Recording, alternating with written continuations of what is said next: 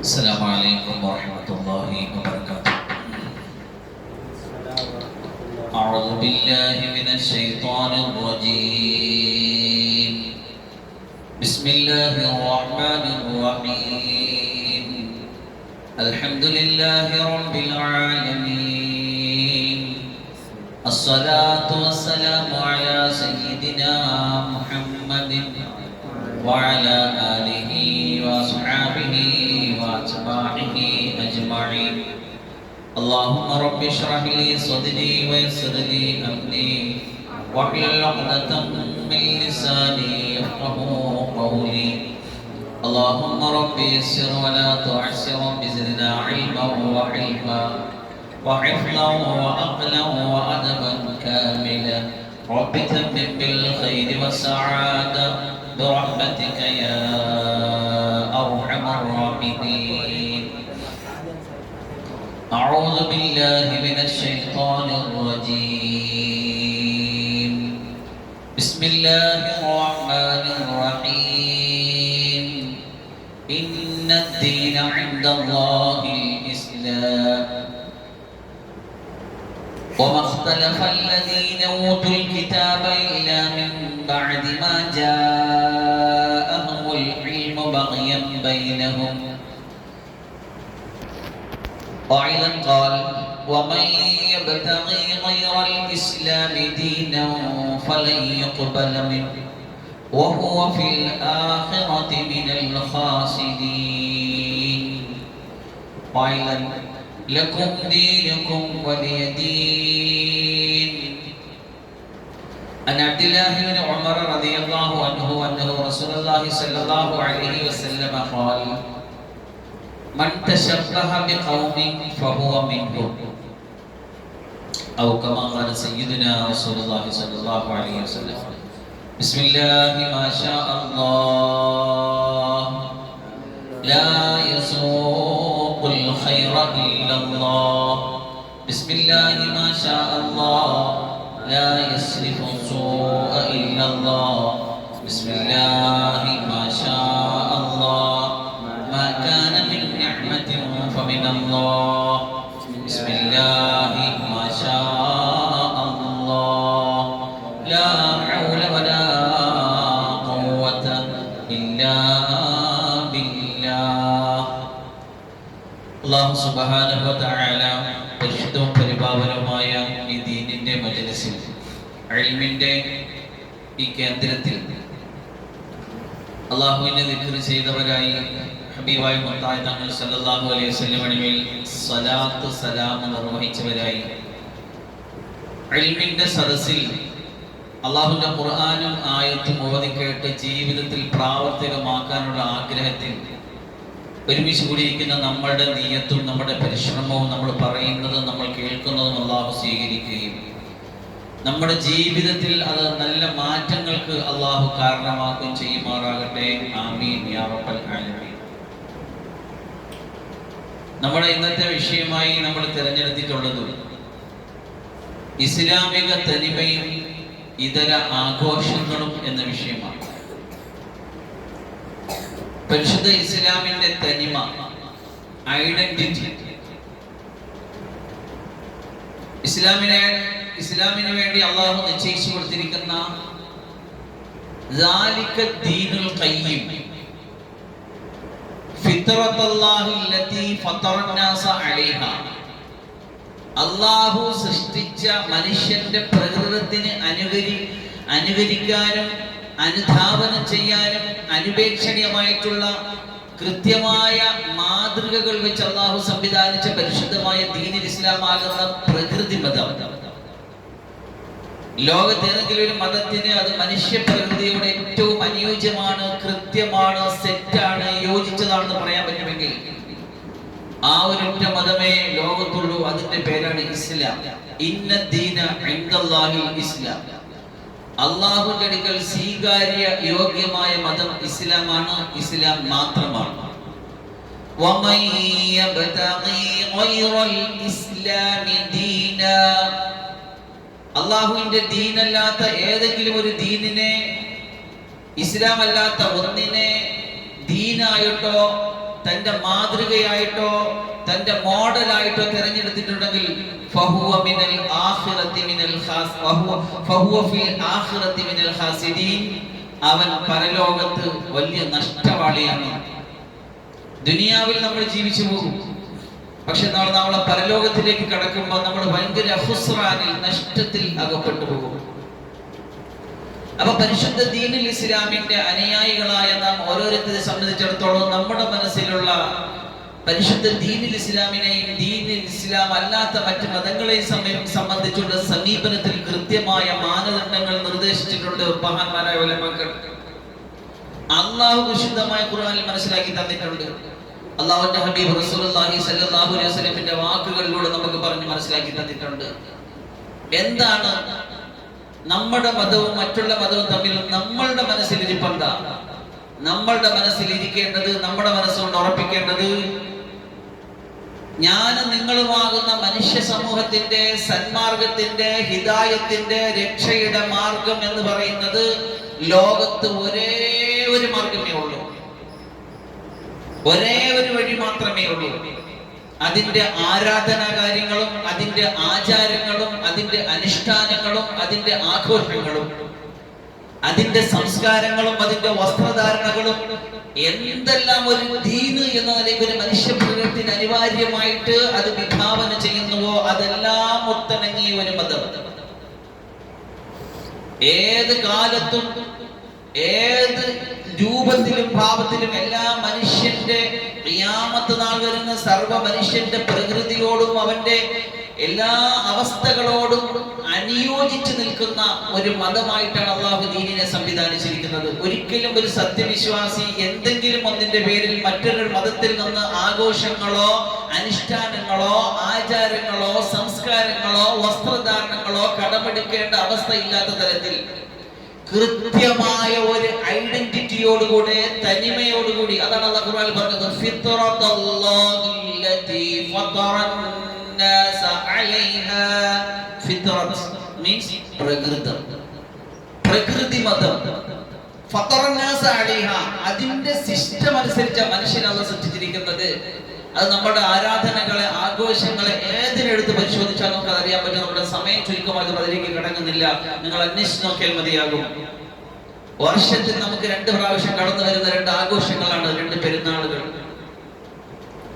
നമുക്ക് ദീനിന്റെ അകത്ത് അല്ലാഹു തന്നിട്ടുള്ള മുഴുവൻ കാര്യങ്ങളും പഠന വിധേയമാക്കിയാൽ മനുഷ്യ പ്രകൃതിക്ക് അനിവാര്യവും അന്വേഷണീയവും അനുയോജ്യമായ തരത്തിലാണ് അല്ലാഹു ദീനിനെ സംവിധാനിച്ചിരിക്കുന്നത്.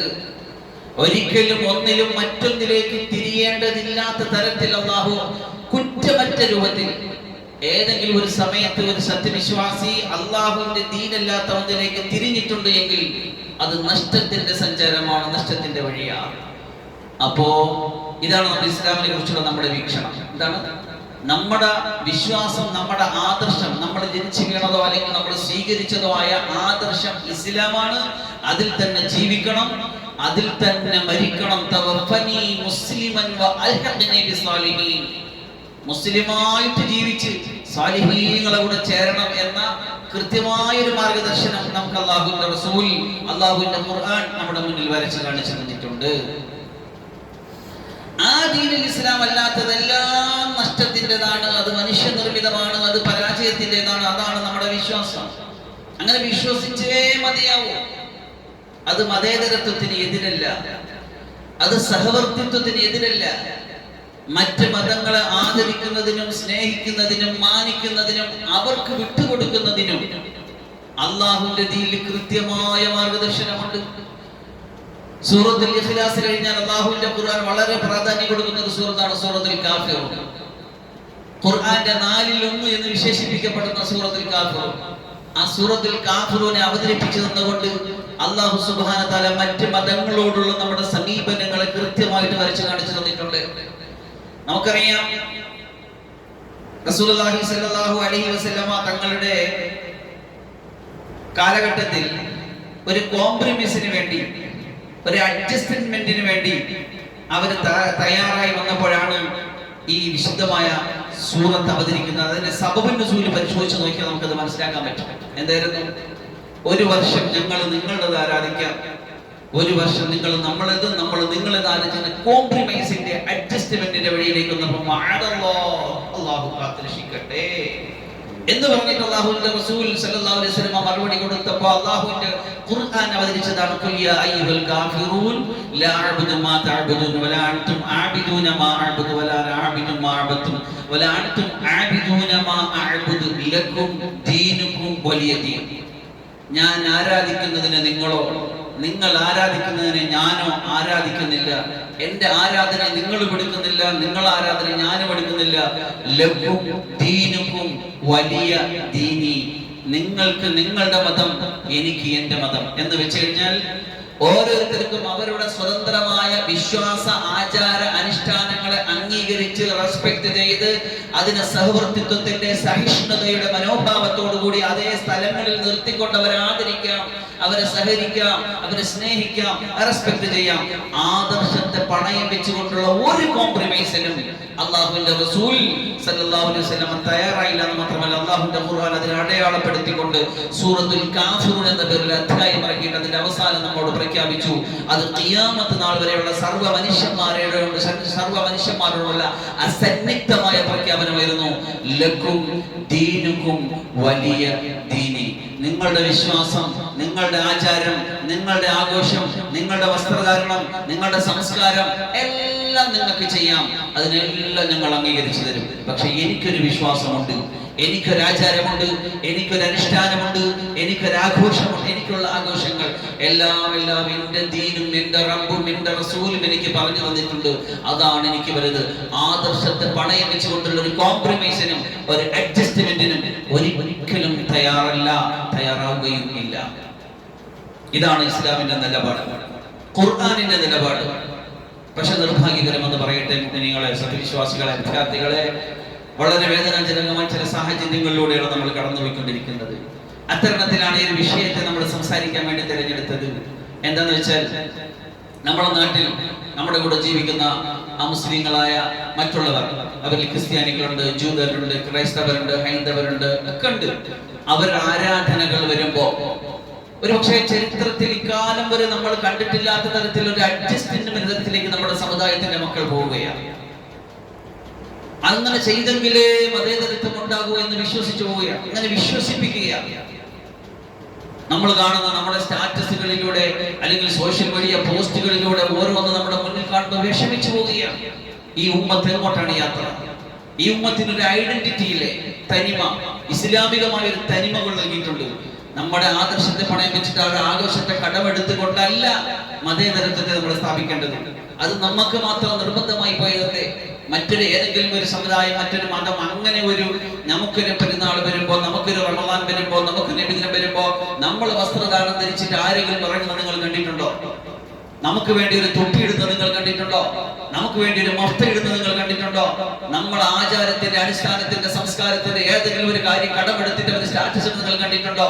പിന്നെന്തേ ഈ ഉമ്മത്തിന് മാത്രം ക്രിസ്മസ് വരുമ്പോ, ഓണം വരുമ്പോ അങ്ങനെ തന്നെ അതേ വസ്ത്രം ധരിച്ച് അതേ രൂപത്തിലും ഭാവത്തിലും അവരോടൊപ്പം നിന്നെങ്കിലേ പറ്റൂ എന്ന നിർബന്ധം എന്ന് മുതലുണ്ടായതാണ്.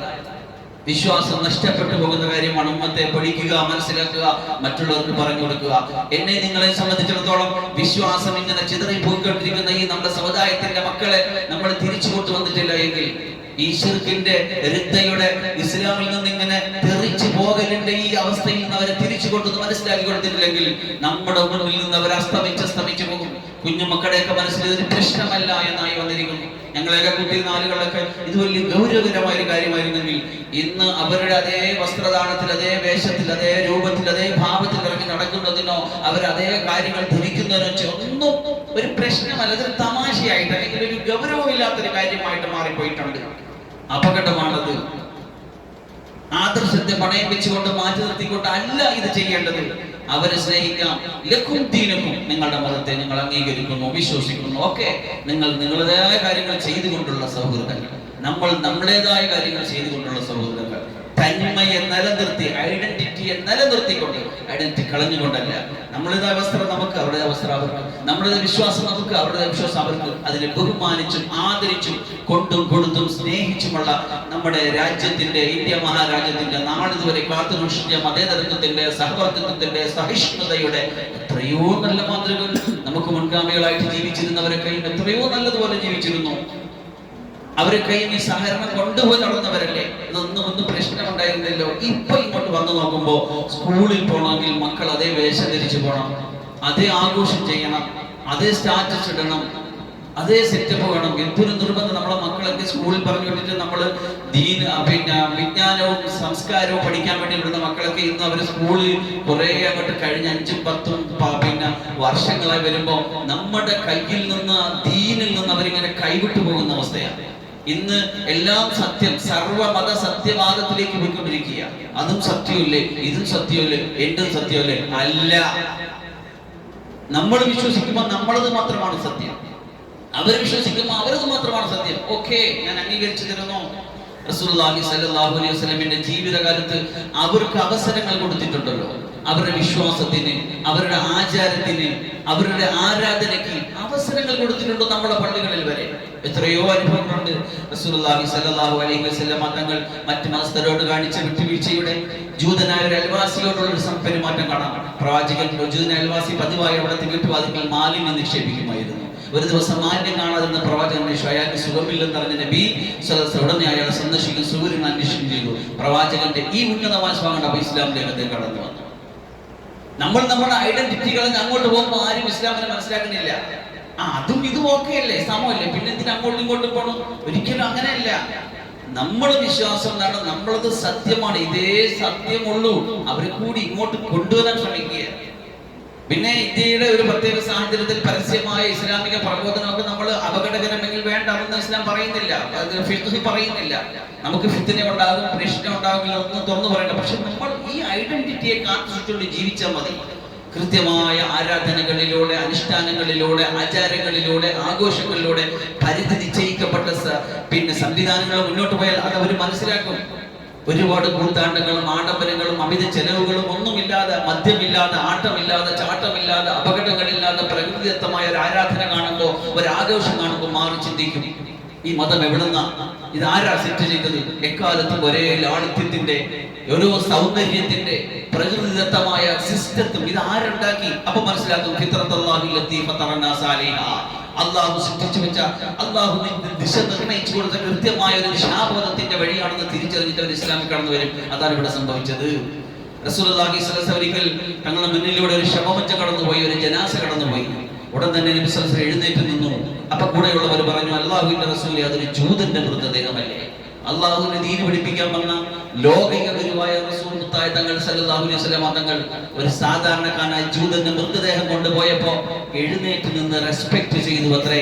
അപ്പൊ പറഞ്ഞു, അതൊരു ജൂതന്റെ മൃതദേഹമല്ലേ നബിയെ? റസൂലുള്ളാഹി സ്വല്ലല്ലാഹു അലൈഹി വസല്ലം തിരുത്തി കൊടുത്തു, അതൊരു മനുഷ്യജീവിയല്ലേ? അതാണ് മനുഷ്യത്വത്തെ, അത് ജൂതന്റേതാകട്ടെ ആരുമാകട്ടെ, അതിനെ അംഗീകരിച്ച നബി, അതിനെ റെസ്പെക്ട് ചെയ്ത നബി സല്ലല്ലാഹു അലൈഹി വസല്ലം.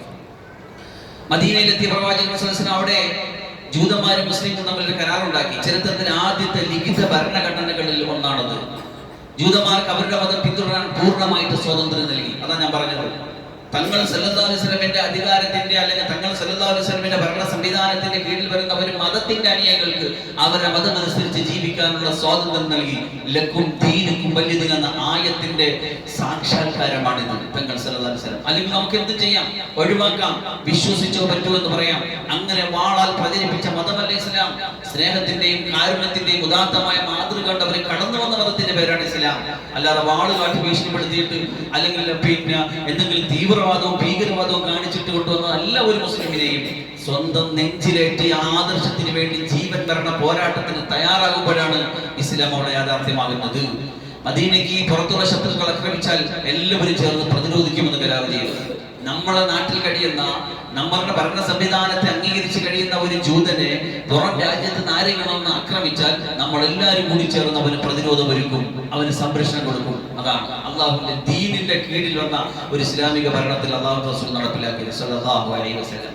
പരസ്പര സഹകരണവും നീതിയും ഉറപ്പാക്കി തങ്ങൾ സല്ലല്ലാഹു അലൈഹി വസല്ലം. നജ്റാനിൽ നിന്നുള്ള ഒരു ക്രൈസ്തവ സംഘം പ്രവാചകനെ സന്ദർശിക്കാൻ വേണ്ടി മദീനയിലെത്തി. ചർച്ചകൾക്കിടയിൽ അവരുടെ പ്രാർത്ഥനയ്ക്ക് സമയമായി. അവർക്ക് പ്രാർത്ഥിക്കാൻ മസ്ജിദ് നബവിയുടെ, അതായത് പ്രവാചകന്റെ പള്ളിയുടെ ഒരു ഭാഗം വിട്ടുകൊടുക്കാൻ നബി സല്ലല്ലാഹു അലൈഹി വസല്ലം തയ്യാറായി. ചിന്തിച്ചു നോക്കണം, നമ്മൾ എത്ര വിശാലമായ സഹകരണത്തിന്റെ, സഹവർത്തിത്വത്തിന്റെ, സഹിഷ്ണുതയുടെ സമീപനമാണ്. മറ്റൊരു മതസ്ഥർക്ക് സ്വന്തം ആരാധനാലയത്തിൽ പ്രാർത്ഥിക്കാൻ സൗകര്യം നൽകിയ ഈ സംഭവം മതസൗഹാർദ്ദത്തിന്റെ വലിയ ഉദാഹരണമാണ്. ഇങ്ങനെയാണ് മതസൗഹാർദ്ദം. നമ്മുടെ ഐഡന്റിറ്റി കളഞ്ഞുകൊണ്ടുള്ള സൗഹാർദ്ദമല്ല, നമ്മൾ ആദർശത്തെ പണയം വെച്ചുകൊണ്ടുള്ള സൗഹാർദ്ദമല്ല. നിങ്ങൾ ചെയ്യുന്നത് നിങ്ങൾക്ക് ചെയ്യാം, അതിനെ നമ്മൾ പ്രതിരോധിക്കുന്നില്ല, നമ്മൾ പരിഹസിക്കുന്നില്ല, കുറ്റപ്പെടുത്തുന്നില്ല. നിങ്ങൾക്ക് ചെയ്യാം, നമുക്കും ചെയ്യാം. ആ ഒരു കോംപ്രമൈസ് അത്രേ ഉള്ളൂ. മക്ക വിജയത്തിലെ പൊതുമാപ്പ് റസൂൽ സല്ലല്ലാഹു അലൈഹി വസല്ലം വർഷങ്ങളോളം തന്നെയും അനുയായികളെയും പീഡിപ്പിക്കുകയും കൊലപ്പെടുത്തുകയും ചെയ്ത മക്കയിലെ കുറശികൾക്ക് മുന്നിൽ വിജയിയായി എത്തിയപ്പോ അവരോട് ചോദിച്ചു, ഞാൻ നിങ്ങളോട് എന്ത് ചെയ്യണമെന്നാണ് നിങ്ങൾ കരുതുന്നത്? അവർ ദയക്കായി അപേക്ഷിച്ചു. കാരണം ഇത്രയും നാൾ നബിയെ പുറത്താക്കിയവരല്ലേ, പീഡിപ്പിച്ചവരല്ലേ, ഒറ്റപ്പെടുത്തിയവരല്ലേ, താലുകളിൽ പച്ചില തിന്ന് കഴിക്കേണ്ട അവസ്ഥയിലേക്ക് തള്ളിവിട്ട പീഡന പർവ്വത്തിന്റെ ഉടമകൾ അവസാനം ആ രാജ്യം മുഴുവൻ, മക്ക മുഴുവൻ ഫത്ഹാ ഇസ്ലാമിന്റെ റസൂലുള്ളാഹിന്റെ കീഴിൽ വരുമ്പോ അവിടെ ചോദിച്ചു, എങ്ങനെ നിങ്ങൾക്ക് ഞാൻ പെരുമാറുമെന്നാണ് നിങ്ങൾ പ്രതീക്ഷിക്കുന്നത്? അപ്പൊ അവരെന്താണ്, കരുണയ്ക്ക് വേണ്ടി, വിട്ടുവീഴ്ചയ്ക്ക് വേണ്ടി കേഴുകയാണ് ഉണ്ടായത്. റസൂലുള്ളാഹി സ്വല്ലല്ലാഹു അലൈഹി വസല്ലം അവർക്ക് പറഞ്ഞു, ഇദ്ഹബൂ അൻതുമുത്തുലഖാ, നിങ്ങൾ പുറപ്പെട്ടുകൊള്ളുക, നിങ്ങൾ പൊയ്ക്കൊള്ളുക, നിങ്ങൾക്ക് ഒരു ആക്ഷേപവുമില്ല. ലാ തസ്രീബ അലൈക്കുമുൽ യൗം, ലാ തസ്രീബ അലൈക്കുമുൽ യൗം, നിങ്ങൾക്ക് ഒരു നടപടിയുമില്ല, നിങ്ങൾ തുലഖാ, സ്വതന്ത്രരാണ്.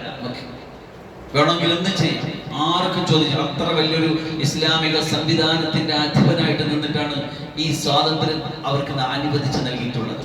അപ്പൊ അതുകൊണ്ട് അതൊക്കെ അവർക്ക് ആവശ്യം പോലെ നമ്മൾ കൊടുത്തു തന്നെയാണ് വന്നത്. ഇപ്പൊ ഈ അടുത്ത കാലത്ത് അല്ല ഇസ്ലാം സഹവർത്തിത്വത്തിന്റെയും സഹിഷ്ണുതയുടെയൊക്കെ മാതൃക എന്നോ ഉണ്ട്. അതൊന്നും ഐഡന്റിറ്റിയും തനിമയും കളഞ്ഞുകൊണ്ടല്ല. ഇസ്ലാമിന് കൃത്യമായ ഒരു ഐഡന്റിറ്റി ഉണ്ട്, ഇസ്ലാമിന് കൃത്യമായ ഒരു തനിമയുണ്ട്. അത് നമ്മുടെ ദീൻ നമുക്ക് പഠിപ്പിച്ച് മനസ്സിലാക്കി തരുന്നു. റസൂലുള്ളാഹി സ്വല്ലല്ലാഹു അലൈഹി വസല്ലം തങ്ങൾ വളരെ താക്കീത് നൽകിയ ഒരു ഹദീസാണ് ഞാൻ നേരത്തെ ഉദ്ധരിച്ചത്. അബ്ദുല്ലാഹി ഇബ്നു ഉമർ റളിയല്ലാഹു അൻഹു നിവേദിച്ചതാണ്, മൻ തശബ്ബഹ ബിഖൗമിൻ ഫഹുവ മിൻഹും, മൻ തശബ്ബഹ ബിഖൗമിൻ ഫഹുവ മിൻഹും. ആരെങ്കിലും ഒരു സമൂഹത്തോട് സാദൃശ്യമായാൽ അവൻ ആ സമൂഹത്തിൽപ്പെട്ടവനാണ്, അതിൽപ്പെട്ടവനാണ്. അങ്ങനെയാണ് കണക്കാക്കുന്നത്. അല്ലാതെ നമ്മൾ ഇച്ചിരി വസ്ത്രം ധരിച്ചേ ഉള്ളൂ, നമ്മൾ ഇച്ചിരി ചെറുതായിട്ട് അവരും ധരിച്ച അതേ ജോഡി ഒന്ന് ധരിച്ചെന്ന് വിചാരിച്ചിട്ട് വസ്ത്രം ധരിച്ചു വെച്ചിട്ട് പോകും, അവരിൽപ്പെട്ടവനായിട്ട് കണക്കാക്കപ്പെടും. ഈ ഹദീസ് ദുർസനിയ എന്ന ഹദീസിന്റെ ഗ്രന്ഥത്തിൽ വിശദീകരിക്കുന്നു, ഹദറ നബി സല്ലല്ലാഹു അലൈഹി വസല്ലം ഉമ്മതഹു മിന തശബ്ബുഹി ബിഗൈരിൽ മുസ്ലിമീൻ.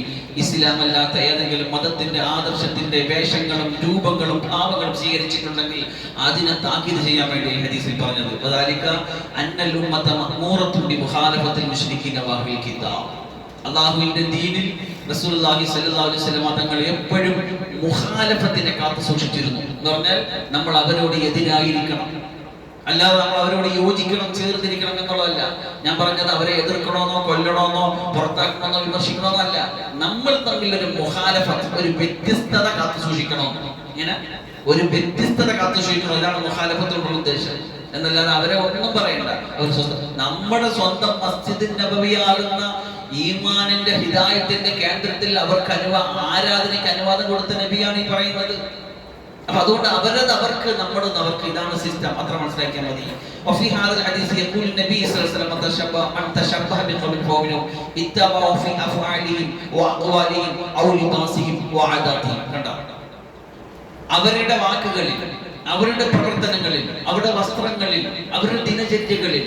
ഇപ്പോ നമ്മളിപ്പോ ഈ ക്രിസ്മസുമായിട്ടൊക്കെ ബന്ധപ്പെട്ട് സാന്റാക്ലോസിന്റെ വസ്ത്രം ധരിച്ച്, ചുമന്ന വസ്ത്രം ധരിച്ച്, ചുമന്ന തൊപ്പിയിട്ടിട്ട് മക്കളെയൊക്കെ, ഉമ്മത്തിന്റെ മുസ്ലിങ്ങളുടെ മക്കളെയൊക്കെ ഒരുപാട് പേര് കോലം കെട്ടിയിട്ട് ഫോട്ടോ എടുത്തിട്ട് വീഡിയോ എടുത്തിട്ട് സോഷ്യൽ മീഡിയ ഷെയർ ചെയ്യാൻ. അവരെടുത്താണ് ഈ പറയുന്നത്, ഒരു കൗമിനോടത്ത് നിങ്ങളുടെ ഒരു വസ്ത്രധാരണത്തിൽ, അവരുടെ രീതിയിൽ, അവരുടെ ശൈലിയിൽ നിങ്ങൾ തുടരാൻ പോയാൽ നിങ്ങൾ അവരിൽപ്പെട്ടവരാണ്. നിങ്ങൾക്കൊരു കൃത്യമായ ഒരു വസ്ത്രധാരണം തന്നിട്ടുണ്ട്, ഒരു വേഷം തന്നിട്ടുണ്ട്, നിങ്ങൾക്ക് നല്ല ആഘോഷങ്ങൾ തന്നിട്ടുണ്ട്, അതിന് നിങ്ങൾ ആഘോഷിക്കും. അവരതിനെ റെസ്പെക്ട് ചെയ്ത് അവർക്ക് സ്വതന്ത്രമായിട്ട് വിട്ടുകൊടുക്കും, അവരും ആഘോഷിക്കട്ടെ. നമുക്ക് നമ്മുടേതായ ആഘോഷം നമ്മുടേതായ പരിധികൾക്കുള്ളിൽ നിന്നുകൊണ്ടുള്ള അവർ നൽകുന്ന ഭക്ഷണം, അവർ നൽകുന്ന അവരുടേതായ രൂപഭാവം, ഇതിലൊക്കെ അവർ തുടരാൻ പോയി കഴിഞ്ഞാൽ അവരിൽപ്പെട്ടവനെന്നാണ് പറയുന്നത്. എന്ന് പറഞ്ഞാൽ ഇവന്റെ വിധി, അവരുടെ ദീനിൽ അവരോടുള്ള സമീപനവും വിധി എന്താണോ അതാണ് ഇദ്ദേഹത്തിന് നിശ്ചയിച്ചു കൊടുക്കാനുള്ളത്.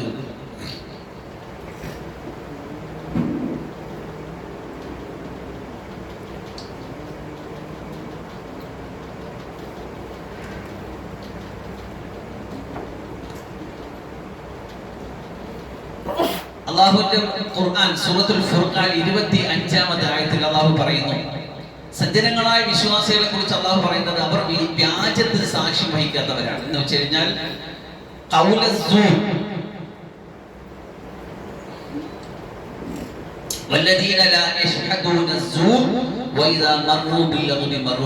സൂറത്തുൽ ഫുർഖാൻ 27. ഇതിന്റെ അകത്ത് എന്ന് പറയുന്നിടത്ത് വല്ലദീന ഒരു കൂട്ടർ ലാ യഷ്ഹദൂന അവർ സന്നിഹിതരാകുകയില്ല, അസ്സൂർ എന്നുള്ളതിന് സന്നിഹിതരാകില്ല എന്ന് വെച്ച് കഴിഞ്ഞാൽ അതിന്റെ വിശദീകരണം തഫ്സീർ എടുത്തെടുത്ത് അല്ലാമ ഖുർത്തുബി റഹ്മത്തുള്ളാഹി അലൈഹി പറയുന്നത് ഐ ലാ യഖറൂനൽ കദിബ വൽ ബാതില എന്നാണ്. കള്ളത്തിനും നിരർത്ഥകമായ കാര്യത്തിനും അവർ സാക്ഷിയാകൂല എന്നാണ്. സൂർ എന്ന് പറഞ്ഞാൽ കുല്ലു ബാതിലിൻ അതായത് മോഡി കൂട്ടി അല്ലെങ്കിൽ മോഡിഫിക്കേഷൻ ചെയ്ത് പുറത്ത് കാണിക്കുന്ന ബാത്തിലുകൾക്കാണ് അങ്ങനെ പറയുന്നത്. ഇവിടെ ഇബ്നു അബ്ബാസ് റളിയല്ലാഹു അൻഹു റഈസുൽ മുഫസ്സിരീനാണ്. ഇബ്നു അബ്ബാസ് റളിയല്ലാഹു അൻഹു മുഫസ്സിരീങ്ങളുടെ നേതാവാണ്. അങ്ങനെ ഖുർആൻ വ്യാഖ്യാതാക്കളുടെ നേതാവെന്ന് അല്ലാഹുവിന്റെ റസൂൽ വിശേഷിപ്പിച്ച അല്ലെങ്കിൽ ഉമ്മത്തിന്റെ ഉലമാക്കൾ വിശേഷിപ്പിക്കുന്ന മഹാനായ ഇബ്നു അബ്ബാസ് റളിയല്ലാഹു അൻഹുവിനെ സംബന്ധിച്ച് അല്ലാമ ഖുർത്തുബി തങ്ങൾ ഉദ്ധരിച്ചിട്ടുള്ളത് കാണാം. വഫീ റിവായത്തിൻ അൻ ഇബ്നു അബ്ബാസ് അന്നഹു അഇയാദുൽ മുശ്രികീൻ എന്നാണ്. എന്ന് പറഞ്ഞാൽ മുശ്രിക്കീങ്ങളുടെ ഇസ്ലാമിൽ നിന്ന് പുറത്തു നിൽക്കുന്നവരുടെ ആരാധനകൾക്ക് സാക്ഷിയാകൂല എന്നതാണ് പറഞ്ഞത്. അവരുടെ ആഘോഷം വരുമ്പോ, അവരുടെ ഓണം വരുമ്പോ, അവരുടെ ക്രിസ്മസ് വരുമ്പോ അതിനോടൊപ്പം തുള്ളാൻ നിൽക്കുന്ന, അതേ വേഷം ധരിച്ച് അതേ ഭക്ഷണം കഴിച്ച് അതേപോലെ ചെയ്യുന്നവരെ സംബന്ധിച്ചാണ് പറയുന്നത് ഉമ്മത്തിന്റെ മുസ്ലിങ്ങൾ അങ്ങനെ ചെയ്യാത്തവരാകുന്നു. ഇബ്നു അബ്ബാസ് റളിയല്ലാഹു അൻഹു തഫ്സീറിൽ പറഞ്ഞ സൂറത്തുൽ ഫുർഖാൻ 27.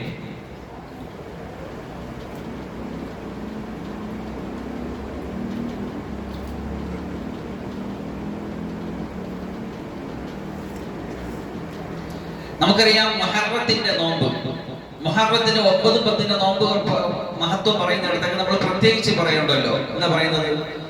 റസൂലുള്ളാഹി സ്വല്ലല്ലാഹു അലൈഹി വസല്ലമ ചെന്ന് നോക്കുമ്പോൾ അവരെല്ലാവരും നോമ്പ് പിടിക്കുന്ന കണ്ടു. ആരും യഹൂദികൾ. അപ്പൊ ചോദിച്ചു എന്താ കാര്യം? അത് മൂസ അലൈഹിസ്സലാമിനെ അള്ളാഹു രക്ഷിച്ചതിന്റെ നന്ദിയായിട്ടാണ് ചെയ്തത്. അപ്പൊ പറഞ്ഞു എന്നാൽ നമുക്ക് മൂസ അലൈഹിസ്സലാമിന്റെ കടപ്പാടുണ്ടല്ലോ, നമുക്ക് നോമ്പ് പിടിക്കാം. അങ്ങനെ മുഹറം 10ന്റെ നോമ്പ് റസൂൽ സ്വല്ലല്ലാഹു അലൈഹി വസല്ലമ തങ്ങൾ പിടിക്കുകയും പറയും. എന്നിട്ട് പറഞ്ഞു അടുത്ത വർഷം ഞാൻ ജീവിച്ചിരിക്കുകയാണെങ്കിൽ 9 പിടിക്കും. എന്തിന്? 10 മാത്രം പിടിച്ചാൽ നമ്മൾ അവരോട് ചേർന്ന് പോകും, അവരോട് ചേർന്ന് പോകും. അവരുമായിട്ട് നമുക്ക് മുഖാലഫത്താണ് വേണ്ടത്. എന്ന് പറഞ്ഞാൽ വ്യത്യസ്തത വേണം, ഒപ്പമായ പറ്റില്ല. വ്യത്യസ്തത കാത്തു സൂക്ഷിക്കണമെന്നാണ് റസൂൽ സ്വല്ലല്ലാഹു അലൈഹി വസല്ലം പറഞ്ഞത്. ഇവിടെ ഉമ്മത്ത് എങ്ങനെയൊക്കെ അവരുമായിട്ട് ചേർന്നിരിക്കാൻ പറ്റുമോ, അവരുടെ വസ്ത്രധാരണം, അവരുടേതായ ഭക്ഷണ രീതി, അവരുടേതായ എല്ലാ സെറ്റപ്പുകളും നമ്മൾ ചെയ്യുകയാണ്. ഇതിന് എന്നാലേ നമ്മുടെ മതേതരത്വം തെളിയോ. അങ്ങനെയൊന്നും ഇല്ല മുമ്പിനെകൾ. നിങ്ങളൊക്കെ എത്ര തലകുത്തി പറഞ്ഞാലും, നിങ്ങൾ എന്തൊക്കെ ചെയ്തു വെച്ചാലും ഒരിക്കലും ഈ ഉമ്മത്തിനെ മറ്റാരും അംഗീകരിക്കാൻ പോകുന്നില്ല. നമ്മുടെ വിശ്വാസത്തെ ആദരിച്ചുകൊണ്ടോ റെസ്പെക്ട് ചെയ്തുകൊണ്ടോ നമുക്കൊരു അവകാശങ്ങൾ വകവെച്ചു തരാനോ നമ്മളെ ഉൾക്കൊള്ളാനോ ഈ ഒരു കാരണവശാലും ഒരാൾ തയ്യാറാണ്. കാരണം ഇത് സത്യത്തിൻ്റെതാണെന്ന് അവർക്ക് തന്നെ അറിയാം. അതുകൊണ്ടാണ് ഇതിനെ ഇങ്ങനെ കൈവിട്ടാൽ ഇത് ലോകത്തിന്റെ നേതൃത്വത്തിലേക്ക് കടന്നു പോകുമെന്ന് അറിഞ്ഞുകൊണ്ട് തന്നെയാണ് അതിന് ഭീകരവാദത്തിന്റെയും തീവ്രവാദത്തിന്റെയും മുദ്ര കുത്തി മാറ്റി നിർത്തുന്നത്. അധികാരത്തിന്റെ അല്ലെങ്കിൽ അവകാശങ്ങളുടെ വഴിയിൽ നിന്ന് പാർശ്വവൽക്കരിക്കപ്പെട്ട അവസ്ഥയിലേക്ക് മുസ്ലിമിനെ തള്ളിവിടുകയും ഞാനും നിങ്ങളെപ്പോലെ ഇന്നത്തെ പാവങ്ങൾ മതേതരത്വം തെളിയിക്കാൻ വേണ്ടി കഷ്ടപ്പാട് വേണ്ടിയാണ്. എന്തുകൊണ്ടാണ് അംഗീകരിക്കാത്തതുകൊണ്ടാണ്. ഇനി എന്ത് ചെയ്താലും അംഗീകരിക്കില്ല. അപ്പൊ അതുകൊണ്ട് നമ്മുടെ സുരക്ഷയുടെ വഴി, നമ്മുടെ രക്ഷയുടെ വഴി ഈ കാര്യത്തെ ഉൾക്കൊണ്ട് നമ്മൾ നമ്മുടേതായ ഐഡന്റിറ്റി തനിമയെ കാത്തു സൂക്ഷിക്കുക, അവർക്ക് അവരുടേതായിട്ട് വിട്ടുകൊടുക്കുക. അത് മാത്രമേ ഉള്ളൂ. മതപരമായ വസ്ത്രങ്ങൾ ഒരു പ്രത്യേക മതത്തിന്റെ അടയാളമായി മാത്രം അറിയപ്പെടുന്ന വസ്ത്രങ്ങൾ, ഉദാഹരണത്തിന് സാന്റാക്ലോസിന്റെ വേഷം, വൈദികരുടെ വസ്ത്രം, ഇവ ധരിക്കുന്നത് മേൽപ്പറഞ്ഞ ഹദീസുകളുടെ അടിസ്ഥാനത്തിൽ നിഷിദ്ധമാണ്, ഹറാമാണ്. അല്ലെങ്കിൽ അഭികാമ്യമല്ലാത്തത് മക്രൂഹായിട്ടാണ് ഉലമാക്കൾ കണക്കാക്കുന്നത്. സൗഹൃദം പങ്കുവയ്ക്കുന്നതും അയൽവാസി എന്നതിലുള്ള കടമകൾ നിർവഹിക്കുന്ന ഇസ്ലാം പ്രോത്സാഹിപ്പിക്കുന്നുണ്ടെങ്കിലും വിശ്വാസപരമായ അടയാളങ്ങൾ സ്വീകരിക്കുന്നത് അതിൽ ഉൾപ്പെടുന്നില്ല. അത് വിശ്വാസത്തിൻ്റെതാണ്. നമ്മളിപ്പോ ഒരു പോലീസിന്റെ വാക്കിടും. അപ്പൊ എന്താണ്? അതിൻ്റെതായ ചിട്ടകളും അതിൻ്റെതായ സെറ്റപ്ലാനും അംഗീകരിക്കുന്നു എന്നൊരിടത്തറിയിപ്പാണ്. ഡോക്ടർ കോട്ട് ഇടുന്നു. അങ്ങനെ ഓരോരുത്തരും അവരുടേതായ ഒരു വസ്ത്രദാനത്തിലേക്ക് പോകുമ്പോൾ അതിന്റെ ശിഷ്ടങ്ങൾ അംഗീകരിക്കുന്നു എന്നതാണ് നമ്മളെ വിശ്വാസം. അർഹതയോടെ ആരാധിക്കപ്പെടുവാൻ അല്ലാഹു അല്ലാതെ വേറെ ആളുകളില്ല എന്നാണ്.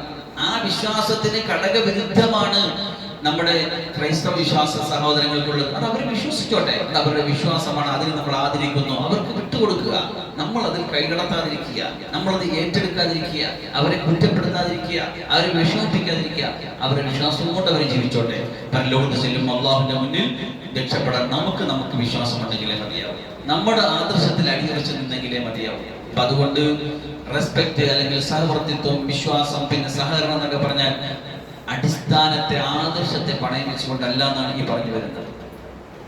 നമ്മളന്ന് ജീവിക്കുന്ന ഒരു വൈവിധ്യമാർന്ന ചുറ്റുപാട്. നമ്മൾ പലപ്പോഴും പറഞ്ഞിട്ടുള്ള ഈ രാജ്യത്തിന്റെ അനാഥത്വത്തിലേകത്വം. പക്ഷെ എല്ലാ മതങ്ങളും ഇന്ത്യയെ സംബന്ധിച്ചിടത്തോളം മറ്റേതൊരു രാജ്യങ്ങളെക്കാളും വ്യത്യസ്തമായ ഒന്നാണ്. എല്ലാ മതങ്ങളുടെയും സംഗമ ഭൂമിയാണ് ഇന്ത്യ. ഈ ഇന്ത്യ പോലെ സുന്ദരമായ അല്ലെങ്കിൽ ഇത്രയും മനോഹരമായ രാജ്യ ലോകത്തില്ല. ലോകത്തിന്റെ എല്ലാ മതങ്ങളും, ചില മതങ്ങളൊക്കെ ഇവിടെ അഭിപ്രായിക്കുകയും ഇവിടെ തന്നെ അസ്തമിക്കുകയും ചെയ്തതാണ്. ഇന്ത്യ എന്ന് പറഞ്ഞാൽ മതങ്ങളുടെയും സംസ്കാരങ്ങളുടെയും സംഗമ ഭൂമിയാണ്. യൂഫ്രട്ടീസ് നദീതടം സംസ്കാരം, ടൈഗ്രീസ് നദീതട സംസ്കാരം, അങ്ങനെ തുടങ്ങി സുമേരിയൻ സംസ്കാരം, എല്ലാ സംസ്കാരങ്ങളും വന്ന് ഒത്തുനങ്ങിയ രാജ്യത്തിന്റെ മനോഹരമായ ഒരു നാടിന്റെ പേരാണ് ഇന്ത്യ. ആ ഇന്ത്യയുടെ ആൾക്കാരെ നമ്മളെല്ലാവരും നമ്മൾ ഈ നാടിന്റെ സഹിഷ്ണുതയും സഹവർത്തിത്വവും മതേതരത്വവും കാത്തു സൂക്ഷിക്കണം. എങ്ങനെ നാളിതുവരെ ഉമ്മത്തിന്റെ പണ്ഡിത എങ്ങനെ കാണിച്ചു വന്നോ, ഈ ഉമ്മത്ത് എങ്ങനെ അതിനെ സഹകരിച്ച് കാണിച്ചു വന്നോ അതുപോലെ, എന്നല്ലാതെ ഇപ്പൊ ചില ആൾക്കാർ കാണിക്കും പോലെ പിന്നെ നമ്മളെ ഐഡന്റിറ്റി, നമ്മുടെ തനിമയെ കളഞ്ഞുകൊണ്ട് വേറെ രൂപങ്ങളിലേക്ക് ഇറങ്ങി ചെന്നുകൊണ്ടല്ല, അതിൽ കാര്യമില്ല. അതുകൊണ്ട് അവർ നമ്മളെ അവിശ്വസിക്കുകയുള്ളൂ. അത് കാപട്യത്തിന്റെ ലക്ഷണമാണ്, അത് കാപട്യമാണ്. നമ്മൾ കാപട്യത്തിന്റെ വഴിയിലേക്ക് പോകുമ്പോൾ അവർ നമ്മളെ തള്ളിക്കളയുകയുള്ളൂ. അതേസമയം അവരുടേതായ കാര്യങ്ങൾ അംഗീകരിച്ചുകൊണ്ട് നമ്മുടേതായ സിസ്റ്റത്തിൽ അടിയുറച്ച് മുന്നോട്ട് പോകുമ്പോൾ അവർ മനസ്സിലാക്കും, എന്ത് വിപ്ലവം വന്നാലും എന്ത് പ്രതിസന്ധി വന്നാലും അതിന്റെ ഉള്ളിൽ ആദർശത്തിന് പണയം വയ്ക്കാതെ പിടിച്ചു നിൽക്കുന്ന ഈ ഉമ്മത്തിന്റെ ഈമാൻ, ഫലസ്തീനികളുടെ ഈമാൻ പോലെ നമ്മളൊക്കെ പല സ്ഥലങ്ങളിലും കണ്ട ഈ ഉമ്മത്തിന് പിന്നെ ആദർശത്തിൽ അടിയുറച്ച് ജീവിക്കാൻ കാണിച്ച പോരാട്ടത്തിന്റെ ചരിതങ്ങൾ അവരുടെ മുന്നിലുണ്ടാകുമ്പോൾ ഇതെന്തൊരു ഈമാനാണ്, ഇതെന്തൊരു വിശ്വാസമാണ്, ഇതെന്തൊരു ചര്യയാണ്, ഇതെന്തൊരു നിഷ്ഠയാണ്. അവിടെയാണ് അവർ തിരിച്ച് മാറി ചിന്തിക്കുന്നത്. അത് അള്ളാഹുവിൻ്റെതായതുകൊണ്ടും അത് പ്രകൃതിദത്തമായതുകൊണ്ടും ഒക്കെയാണ് എന്നവർ മനസ്സിലാക്കുകയും അവർ അള്ളാഹുവിന്റെ ദീനിലേക്ക് കടന്നു വരാൻ സഹായകമാവുകയും ചെയ്യും. അപ്പൊ അതുകൊണ്ട് ഞാൻ ചുരുക്കുകയാണ്, സമയത്തിന്റെ കുറവ് കാണാൻ വേണ്ടി ചുരുക്കാൻ. അള്ളാഹു സുബ്ഹാനഹു വ തആല നമ്മുടെ ദീനിനെ ഉൾക്കൊണ്ട് മനസ്സിലാക്കി നമ്മുടെ മക്കൾക്ക്, ഇപ്പൊ നമ്മുടെ മക്കളെ നമ്മുടെ സാന്താക്ലോസിന്റെ വസ്ത്രം ധരിച്ച് ചുമന്ന തൊപ്പി ധരിച്ച് വിടുക, എന്നിട്ട് നമ്മളെല്ലാവരും ഇരുന്നിങ്ങനെ പിന്നെ കേക്കൊക്കെ മുറിച്ചിട്ട് നമ്മൾ ഫോട്ടോ എടുക്കുക. ഈ കൊച്ചുങ്ങളെന്താ മനസ്സിലാക്കണം? അതും സത്യം, ഇതും സത്യം. ഓണം വരുമ്പോ പട്ടെടുത്ത് സദ്യയാക്കി ഒരു എല്ലാം അങ്ങനെ ആകുകയാണ്. അപ്പൊ കുഞ്ഞെന്ത് മനസ്സിലാക്കണം? അതും ഓക്കെ, അത് നമുക്ക് ചെയ്യല്ലേ, ഇതും നമുക്ക് ചെയ്യല്ലേ, പിന്നെന്ത് വ്യത്യാസം? ഒരു വ്യത്യാസവും ഇല്ല. അല്ല, നമുക്ക് അല്ലാഹുവിന്റെ റസൂൽ നമുക്ക് രണ്ട് ആഘോഷങ്ങൾ, ചെറിയ പെരുന്നാളും വലിയ പെരുന്നാളും, ഇത് ആഘോഷങ്ങളായിട്ട് നിശ്ചയിച്ചു തന്നിട്ടുണ്ട്. അത് നമുക്ക് സന്തോഷത്തിനും നമുക്ക് പിന്നെ ആഘോഷിക്കാനും വേണ്ടി അള്ളാഹു അനുഗ്രഹിച്ചു നൽകി ഈ രണ്ട് ആഘോഷം മാത്രമേ ദീനിലുള്ളൂ. അപ്പൊ മറ്റുള്ള കാര്യത്തിലും അവര് നമുക്ക് സന്തോഷിപ്പിക്കാം, അവർക്ക് ഭക്ഷണം കൊടുക്കാം. ഇനി അവർ ഭക്ഷണം തന്നാൽ അവരുടെ വിഗ്രഹത്തിന് മുന്നിൽ അർത്ഥതോ നേർച്ചയാക്കിയതോ അല്ലാതെ സാധാരണ ഭക്ഷണം നമുക്ക് കഴിക്കാം, നമ്മുടെ ഭക്ഷണം അവർക്കും കൊടുക്കാം, ഉദുഹി കൊടുത്തുകൂടാന്ന് മാത്രം. അപ്പൊ ദീന് നിശ്ചയിച്ചെന്ന പരിധികൾ നിശ്ചയിച്ചുകൊണ്ട് അവരോട് സഹകരിക്കുന്നതിന്, അവരോട് പിന്നെ സഹവർത്തിത്വത്തിലും സഹിഷ്ണുതയിലും കഴിയുന്നതിന് ഒരു കേടുമില്ല. നമ്മുടെ തനിമ വിടരുതെന്നേ ഈ പറഞ്ഞോളൂ, നമ്മുടെ ഐഡന്റിറ്റി കളയല്ലെന്നേ ഈ പറഞ്ഞോളൂ. അല്ലാഹു സുബ്ഹാനഹു വ തആല കാര്യങ്ങൾ മനസ്സിലാക്കി ഉൾക്കൊണ്ട് മുന്നോട്ട് പോകാൻ, അള്ളാഹുവിന്റെ ദീനിൽ അടിയുറച്ച് നിൽക്കാൻ. ഈ ഖിയാമത്ത് നാൾ വരുമ്പോ തീക്കട്ടയിൽ പിടിച്ചത് കണക്കാണ് ദീനിൽ നമ്മൾ പിടിച്ചു നിൽക്കേണ്ടി വരുന്നത് എന്നാണ്. തീക്കട്ടയിലെ തീക്കട്ട അത്ര പ്രതിസന്ധിയാണ്. കാരണം നാല് ഭാഗത്തുനിന്ന് ഇമാതിരി അവസ്ഥകളാണ്. മതനിരാസത്തിന്റെ, യുക്തിവാദത്തിന്റെ, മതമില്ലായ്മയുടെ അവസ്ഥയിലേക്ക് ഉമ്മത്ത് ആണും പെണ്ണൊക്കെ പൊയ്ക്കൊണ്ടിരിക്കുക. നേരത്തെ തന്നെ മദ്രസയൊക്കെ നിർത്തും, പിന്നെ സ്കൂളെന്ന് പറഞ്ഞു വിടും. സ്കൂളിൽ നിന്ന് കിട്ടുന്ന സംസ്കാരം ഇതാണ്. ഇതെല്ലാം കൂടി ശരിയാണ് എന്നൊരു ചിന്തയാണ് കൊച്ചുമൊക്കെ കിട്ടുകൊടുക്കുന്നത്. അത് അവരങ്ങനെ തന്നെ പഠിക്കണം, അങ്ങനെ തന്നെ ശീലിക്കുക. വളർന്നു വരുമ്പോൾ അവർക്ക് വിവാഹമൊന്നും വേണ്ട, എല്ലാം നമ്മളൊരു ലിവിങ് ടുഗദർ അല്ലേ, ഒരുമിച്ച് ജീവിച്ചത്. എന്തിന് ജീവിതം, അല്ല എന്തിന് വിവാഹം, എന്തിന് നിയമങ്ങൾ, എന്തിന് ഈ പൗരോഹിത്യം, എന്തിന് ഈ പിടിച്ചു നിർത്തലുകൾ, എന്തിനാണ് ഈ ചോദ്യം ചെയ്യലുകൾ? നമുക്ക് സ്വതന്ത്രമായിട്ട് ജീവിച്ചൂടെ എന്ന സ്വതന്ത്ര ചിന്തയുടെ അപകടത്തിലേക്ക് പോകുമ്പോൾ ഇസ്ലാമിന്റെ അതിർത്തിക്കുള്ളിൽ നിന്ന് അവർ പുറത്തു പോയിക്കൊണ്ടിരിക്കുകയാണെന്ന് അവരറിയുന്നില്ല. ഉമ്മയും ഉപ്പയും പഠിപ്പിച്ചു കൊടുക്കുന്നില്ല. കുഞ്ഞുനാളിലെ മദ്രസ നിർത്തിയതാ, എന്നിട്ട് അവർ വഴിക്ക് വിട്ടതാ. അവർ സ്വതന്ത്രമായിട്ട് ചിന്തിക്കാൻ തുടങ്ങി, ജീവിക്കാൻ തുടങ്ങി. പ്രതിവാസത്തിന്റെ കാര്യങ്ങൾ ഉമ്മത്തിലും ദീനിലും കണ്ടു തുടങ്ങി. അവസാനം എന്തെല്ലാം നമ്മൾ കാണുന്നതല്ല സോഷ്യൽ മീഡിയയുടെ വാർത്തകളിലൂടെ ഉമ്മയെ ഉപ്പയെ ദീനിനെ ഒക്കെ ചവിട്ടി മരിക്കുന്ന രംഗങ്ങൾ നമ്മൾ കാണുന്നുണ്ടല്ലോ. ഇതൊക്കെ ഇവിടെ നിന്നുണ്ടായതാ. ദീന് പഠിപ്പിക്കുക മക്കൾക്ക്. അള്ളാഹുവിന്റെ ദീനാണ് ഏറ്റവും സത്യമെന്ന് അവർക്ക് മനസ്സിലാക്കി കൊടുക്കുക. അത് നമ്മുടെ കുഞ്ഞുനാൾ, അത് മക്കളുടെ മദ്രസകളിൽ അത് പൂർണ്ണമായിട്ട് അവരെ പഠിപ്പിച്ച് വിശ്വാസത്തിന്റെ ഈമാനിന്റെ നല്ലൊരു അവസ്ഥയിലേക്ക് എത്തിച്ചിട്ടുണ്ടെങ്കിൽ തീർച്ച നമുക്ക് ഹദീസിലൊക്കെ കാണാം, നേരം വെളുത്ത് മുമ്പിൽ വൈകിട്ട് കാഫ്. പേരുതായിരിക്കും, പക്ഷെ ലിസ്റ്റ് ചെയ്ത് പുറത്തു പോയിട്ടുണ്ടാവും. നിങ്ങൾ നാളെ വരുമ്പോൾ ചാണായിട്ട് അല്ലെങ്കിൽ ഇത്രയും ഒക്കെ അവരുമായിട്ട് ചേർന്ന് നീക്കുന്നൊക്കെ ഹദീസിൽ കാണാം. ഷിബ്റും ബിഷിബ് എന്ന് പറഞ്ഞാൽ അത്രയും എങ്ങനെ അവരുമായിട്ട് ഒപ്പിക്കാൻ പറ്റും, അതൊക്കെ നിങ്ങൾ ഒപ്പിക്കാൻ വേണ്ടി ശ്രമിച്ചുകൊണ്ടിരിക്കുക. പക്ഷെ ദീനിൽ നിന്നാണ് പുറത്തു പോകുന്നത്. അള്ളാഹുവിന്റെ ദീനും റസൂലുമാണ് നമുക്ക് ഏറ്റവും ഉന്നതം. ബാക്കി എല്ലാ പ്രതിസന്ധികളും അല്ലെങ്കിൽ ബാക്കി എല്ലാ വൈതരണികളും നമ്മൾ തരണം ചെയ്ത് അതിൽ അടി കുറച്ച് നിൽക്കണം. അവിടെയാണ് ഈമാൻ എന്ന് പറയുന്നത്. എന്ന് പറഞ്ഞല്ലോ, ഏതാണ് ഈ ചണ്ടികളെ പോലെ ഒഴുകി പോകും, പക്ഷെ ജീവനുള്ള മീനുകൾ തിരിച്ച് നീന്തും. ഇങ്ങനെ വലിയ വെള്ളപ്പൊക്കത്തിൽ ഇങ്ങനെ വലിയ ആനകളും മരങ്ങളൊക്കെ ഇങ്ങനെ ഒഴുകി പോകുമ്പോൾ കുഞ്ഞു മീൻ തിരിച്ചു നീന്തും. അതുകൊണ്ടാണ് ഹൃദയത്തിലുള്ള ഈമാൻ കൊണ്ടാണ് വിശ്വാസം. അതുപോലെ എല്ലാ വൈതരണികളെയും പ്രതിസന്ധികളുടെയും തിരിച്ച് നീന്താൻ നമുക്ക് ഹൃദയത്തിൽ വിശ്വാസം വേണം. അത് നഷ്ടപ്പെട്ടു പോകരുത്. അതുകൊണ്ട് നമ്മൾ അറിയുന്നവർക്ക് ഇത് ഓതി കൊടുക്കുക, പറഞ്ഞു കൊടുക്കുക, മനസ്സിലാക്കി കൊടുക്കുക.